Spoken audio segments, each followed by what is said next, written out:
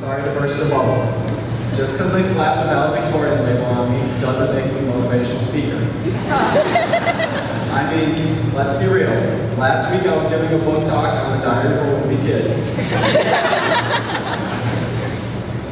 Now, before I get too far along, I would like to thank everyone who played a part in this. To all the parents, teachers, and administrators out there, thank you. Without your ongoing support, none of this would have been possible. And at this time, I would like to direct your attention towards our salutatorians, Eddie Carando and Alyssa McKinnon. I have nothing but the deepest respect for them, and they could have just as easily been speaking to you today. All right. 4 years ago, we walked in these doors as freshmen. Prior to the LIP or DAB's existence, we were entering high school for the first time.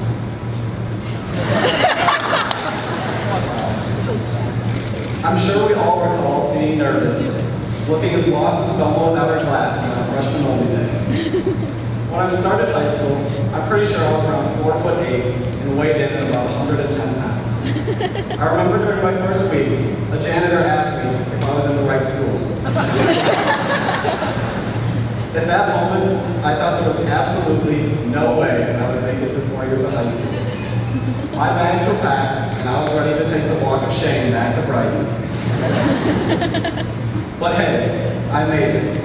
As a matter of fact, we all made it. Not only did we survive, but we learned a few things along the way.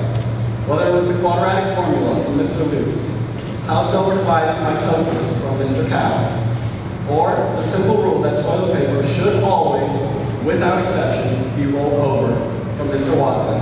At least a little knowledge managed to seep through our big skulls. However, it wasn't just our education that defined our past 4 years. School dances and sporting events was just as much part of the experience. From winning the Wampum Trophy this year to Ron Hall W, it's safe to say that without our class's contributions, the past 4 years would not have been nearly as valuable and awesome. Alas, our time here has come to an end. Honestly, I like to think of us as that pet goldfish that got too big. You know, that one you probably wanted to state fair or carnival when you were little? Our high school is like the little fishbowl that came in. The graduation ceremony is like the ceremonial flushing of the goldfish. Any world that awaits us is like the vast ocean the fish gets thrown into. So, like an unwanted goldfish, you're being tossed into an ocean of uncertainty. But really, it's a win-win. We get our freedom, and the teachers don't have to deal with us anymore. Sure, it'll probably be overwhelming at first, but with hard work and a little bit of luck, we should be fine. Plus, just think, we'll never have to use a crusty orange pass to go to the bathroom ever again. And so, like Disney's Nemo, we must venture out and find ourselves. Now, I would like to wish you all the best of luck going forward. I'm not going to drop any cliches or pretend I have a clue what the world has in store for us. Adults are constantly telling us things like, congrats, the easiest part of your life is over, and good luck with the real world. The news is always talking about how grim the job market looks, or how big of an issue college debt is these days. But I say we just take a page out of our Bill's book and mute the haters. If I end up broke and eating ramen noodles every night, then so be it. They're not even that bad. What I'm trying to say is, don't be afraid of failure. Just look at our football team.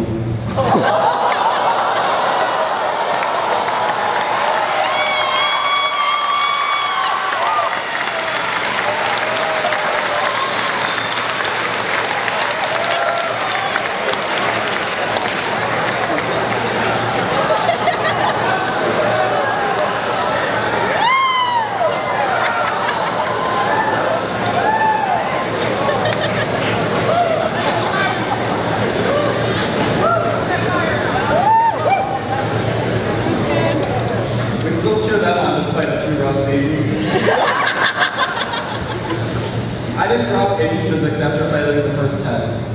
Kobe doesn't stop shooting just because he's over 13. Adam Richmond from Man vs. Food doesn't stop eating because he's full. If you never dare to try, you'll end up bland. As Christopher Walken said during the Super Bowl commercial this year, there are two types of people in this world. those who are content to blend in, these people walk through life like beige socks, uninspired and bored.